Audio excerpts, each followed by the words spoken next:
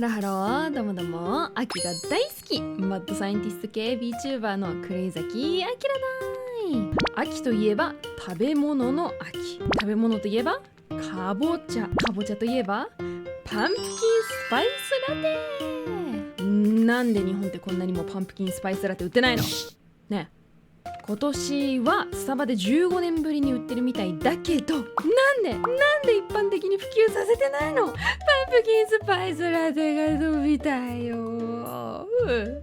失礼しました。パンプキンスパイスラテを知らない人向けに説明すると、パンプキンスパイスラテっていうのはアメリカなどでは秋の風物詩。スタバはもちろんローカルなカフェとかでも提供される飲み物。材料としてはコーヒー、牛乳、かぼちゃ、パンプキンスパイス、砂糖、お好みでホイップクリームなどが入っていて、このパンプキンスパイスっていうのがポイントだね。このパンプキンスパイス自体、お店や人によって若干種類とかそれぞれ量とかが違うんだけど、調べてみた感じ、シナモン、ジンジャー、クローブ、ナツメグなどが使われていることが多そうです。これ意外と自分で作れるのでは？いけるのでは？ってことで今回は自分でパンプキンスパイスラテを作っていくぞ。それでは実験開始。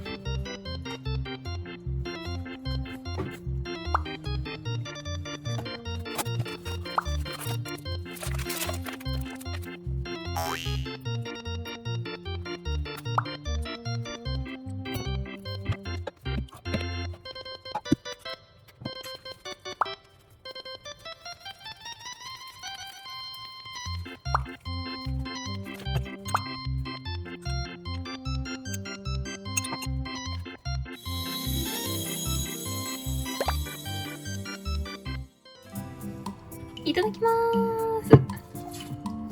いしょ。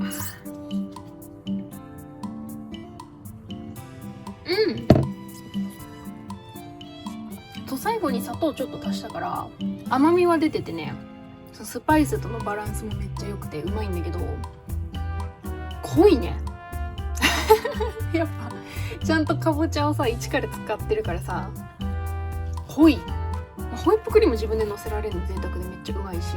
あとだから喉越しだね。喉越しがちょっと気になるね。どっちかというと今かぼちゃのスープっぽい感じの喉越しだから、茶こしダメだったからあれかな、ミキサーとかでもしかしたらもっと細かく滑らかにするといいのかもしれん。でも味としてはめっちゃうまい。これだったら自分好みのスパイスの配合を考えて自分好みのパンプキンスパイスに仕上げられるから、甘さも含め意外と慣れればありかもしれんって感じ。美味しい。あとはあれかも、今回だからエスプレッソが入ってるからちょっと濃いんだけど、もっと牛乳で薄めても全然多分うまいと思うし、あとは好みとかでもしかしたらバニラシロップとか入れたりとかしてちょっとなんか研究してもいいかもしれない。美味しい。残りも飲んでくる。